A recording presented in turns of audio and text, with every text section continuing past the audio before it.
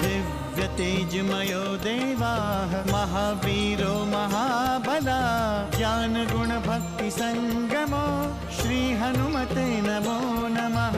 जय हनुमान संकट मोचन जय हनुमान। जय हनुमान संकट मोचन जय हनुमान। केसरी नंदन तिहु जगवंदन अंजनी सुत बलधारी। केसरी नंदन तिहु जगवंदन अंजनी सुत बलधारी। संकट मोचन नाम तुम्हारा संकट मोचन नाम तुम्हारा हर संकट पे भारी। जय हनुमान संकट मोचन जय हनुमान। जय हनुमान संकट मोचन जय हनुमान। संकट उसके निकट न आवे ले जो शरण तुम्हारी। संकट उसके निकट न आवे ले जो शरण तुम्हारी। संकट मोचन नाम तुम्हारा संकट मोचन नाम तुम्हारा हर संकट पे भारी। जय हनुमान संकट मोचन जय हनुमान। जय हनुमान संकट मोचन जय हनुमान। राक्षस जाति का शत्रु विश्वामित्र यदि उसने सिद्धाश्रम नहीं छोड़ा तो मैं उसका वध कर दूंगा। हम सिद्धाश्रम को मिटने नहीं देंगे। कैसी अनुमति? राक्षसों को पाठ पढ़ाने के लिए अनुमति? अरे वानर कौन है तू? मैं तो एक मदारी का वानर हूँ। एक तुच्छ वानर से अपनी रक्षा नहीं कर सके। मुझे घृणा आती है तुम जैसे कायरों से। ठहरो हनुमान।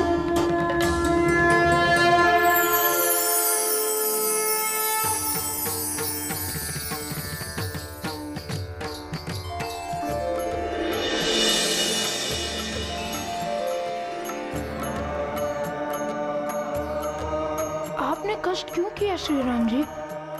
मैं तो स्वयं ही आने वाला था।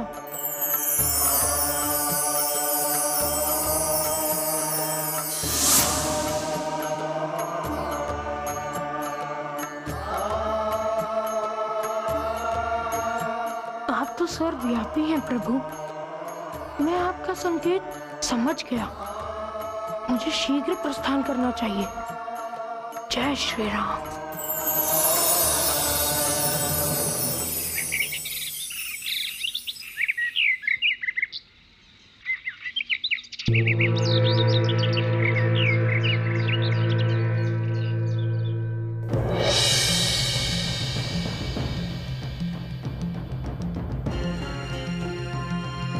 मंत्रिवर आप लोग जाइए और हनुमान को खोज कर लाइए।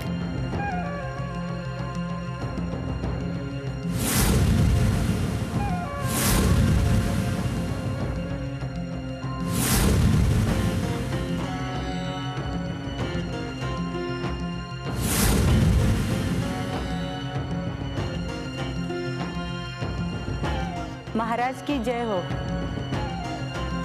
महाराज कुमार राम महारानी कौशल्य के साथ पधार रहे हैं।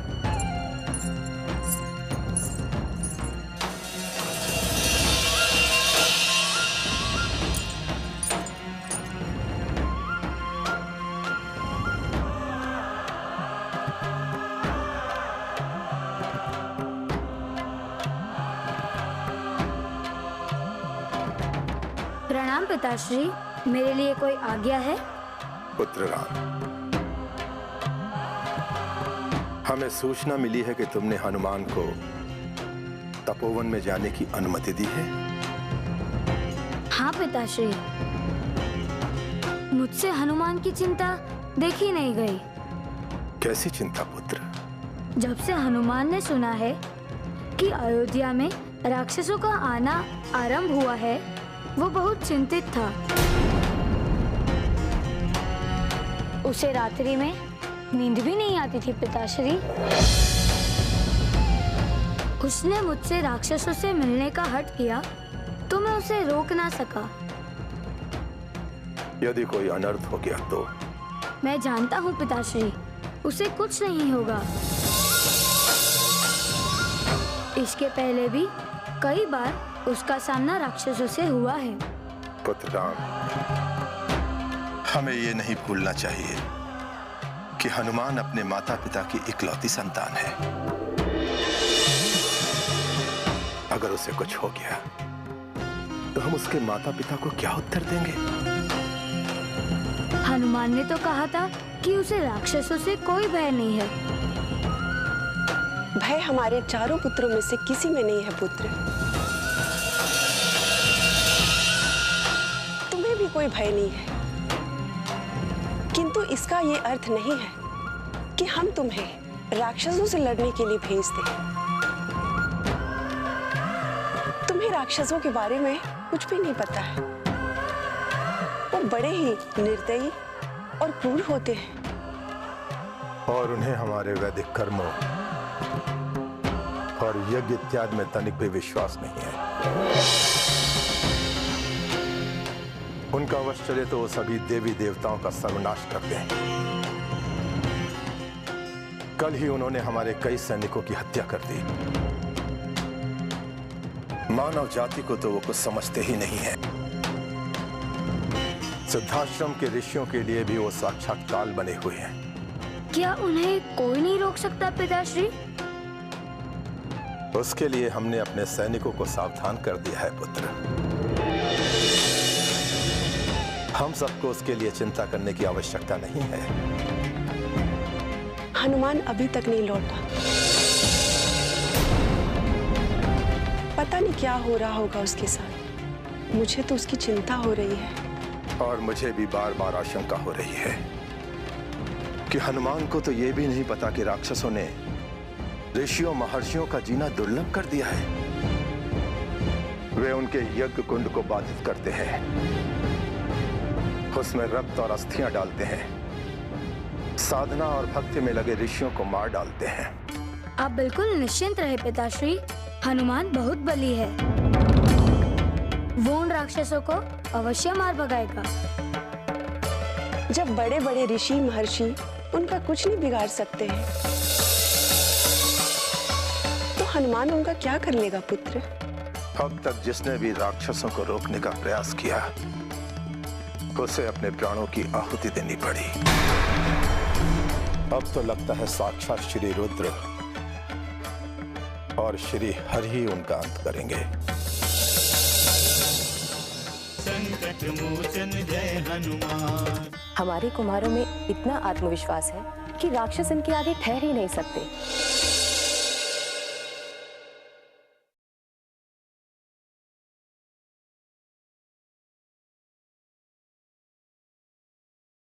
संकट मोचन जय हनुमान। जय जय श्री राम, जय जय श्री राम,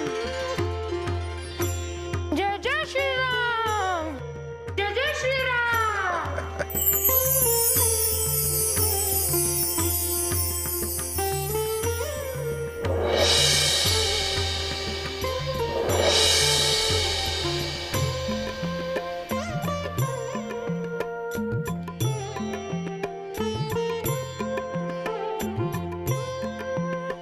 महाराज को केसरी पुत्र हनुमान का प्रणाम स्वीकार हो। यशस्वी भाव।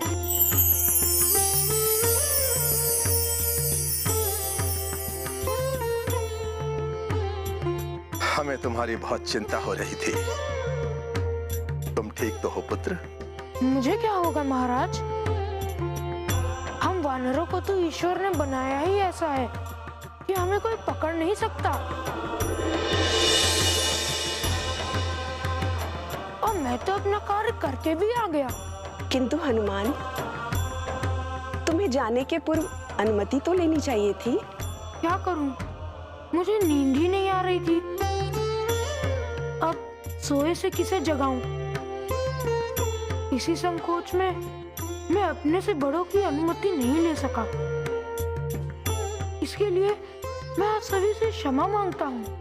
पर ऐसी आवश्यकता ही क्या थी कि तुम रात्रि में निकल गए? मुझे लगा कि राक्षस मुझे बुला रहे हैं। मुझे नींद नहीं आ रही थी।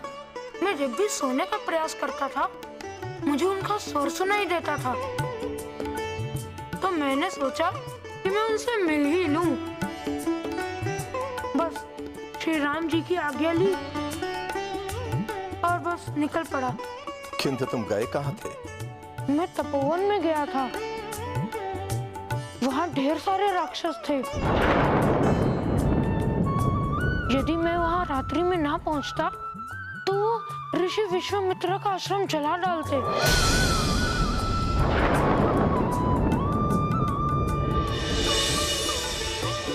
वो बड़े उत्पाती थे और मैंने उन्हें मारकर खदेड़ दिया।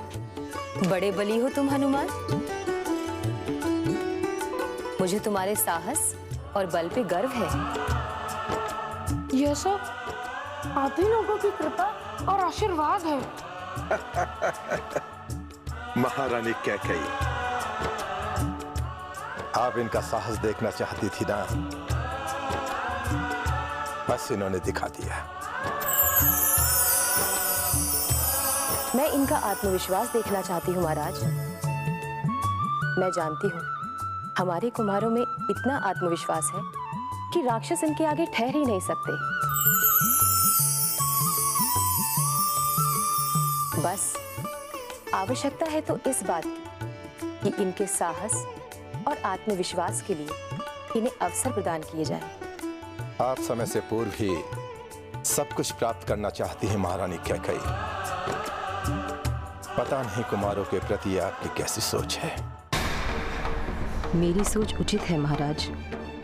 मुझे तो लगता है कि आप कुमारों को लेकर मोहग्रस्त हैं और ये मोह अयोध्या के लिए शुभ नहीं है।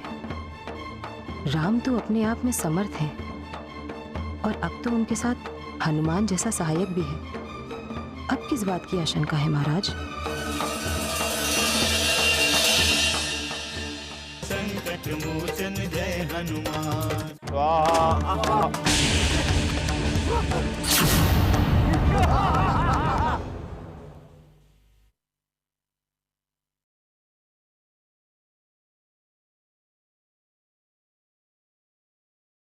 संकट मोचन जय हनुमान।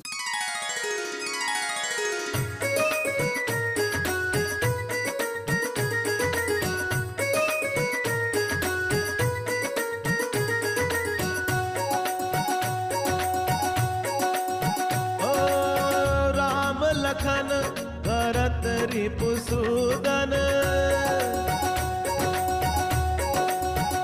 ओ राम लखन भरत रिपुसूदन, क्रीड़ा करते मन भावन है, क्रीड़ा करते मन भावन है। इत उत खेलत हनुमत के संग, इत उत खेलत हनुमत के संग, प्रभु का रूप अति पावन है, प्रभु का रूप अति पावन है।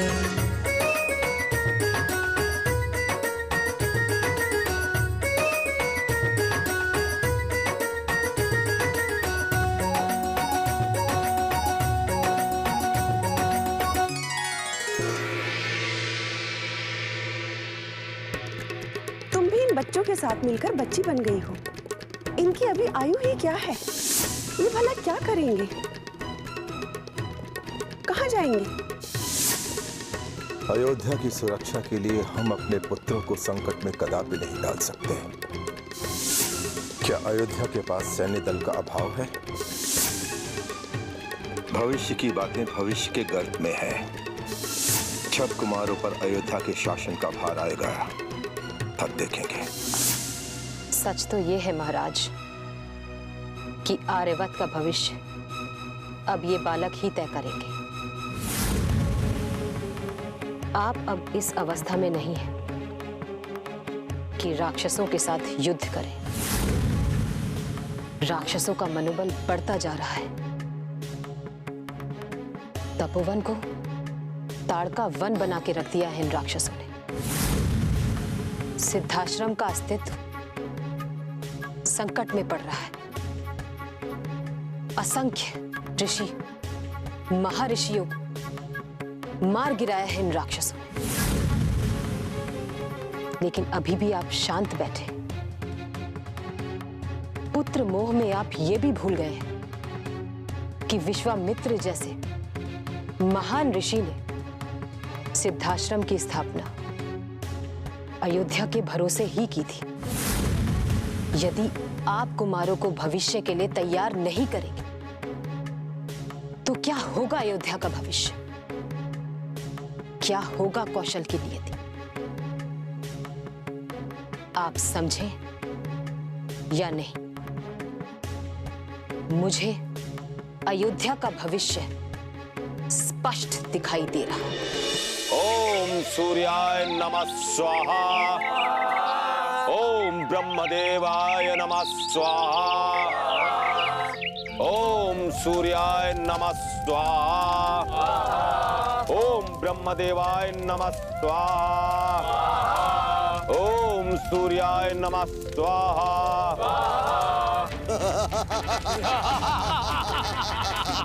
ओम ऐं ह्रीं क्लीं चामुंडाय विच्चै नमः स्वाहा। स्वाहा स्वाहा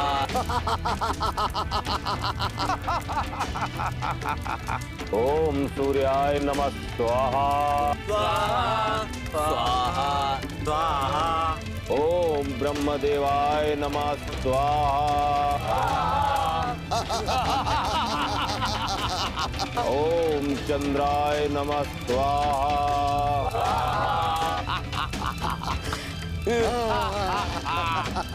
ओम ऐं ह्रीं क्लीं चामुंडाय विच्चै नमः स्वाहा। स्वाहा स्वाहा ओम शनैश्चराय नमः स्वाहा।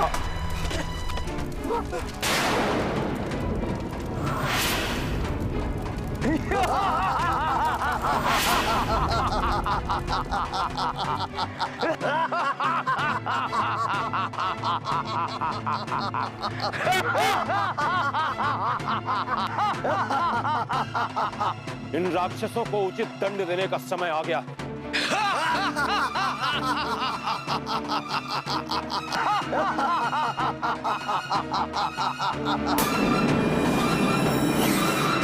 चलो अपने अपने शस्त्र उठाओ, जाओ शीघ्रता करो।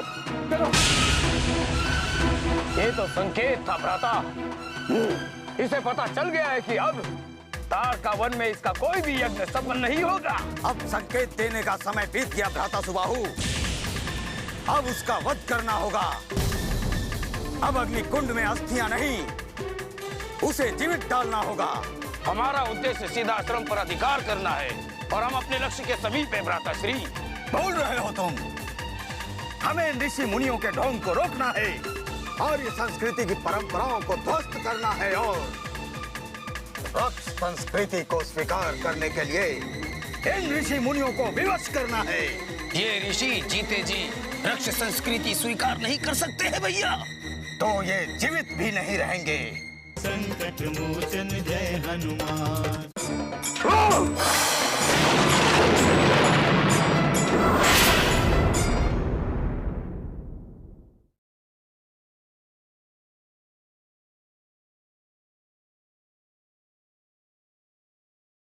संकट मोचन जय हनुमान।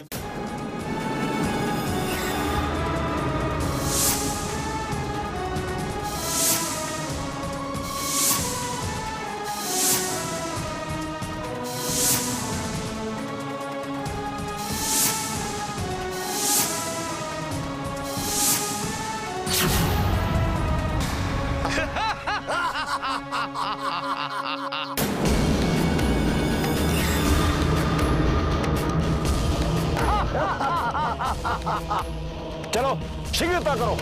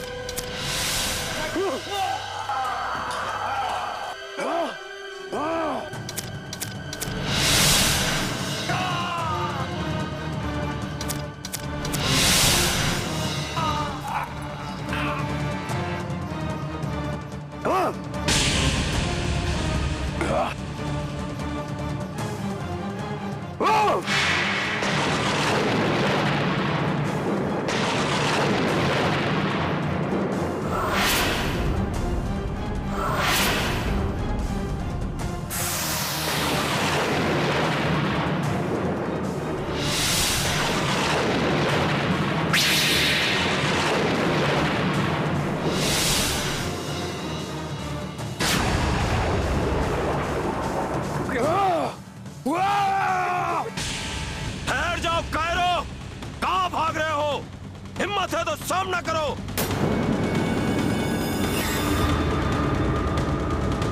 तब बल के सामने ये राक्षस टिक नहीं सकते,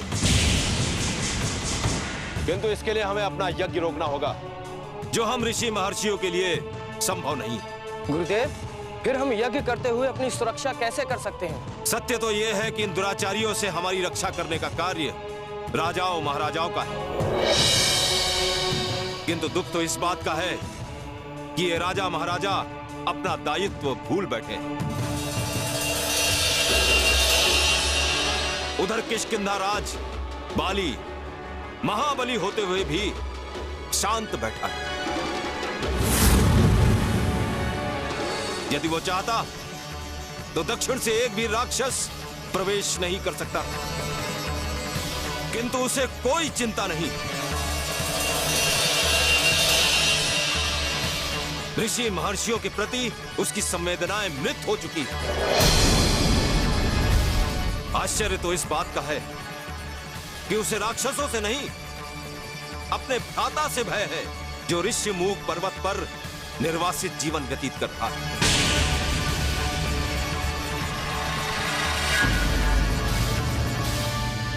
मेरा निवेदन है कि आप महाराज से राम को मांग लाएं। हनुमान जय हनुमान, असुर निकंदन जय हनुमान। मनोजवं मारुततुल्य वेगं, जितेन्द्रियं बुद्धिमतां वरिष्ठं, वातात्मजं वानरयूथमुख्यं, श्रीरामदूतं शरणं प्रपद्ये।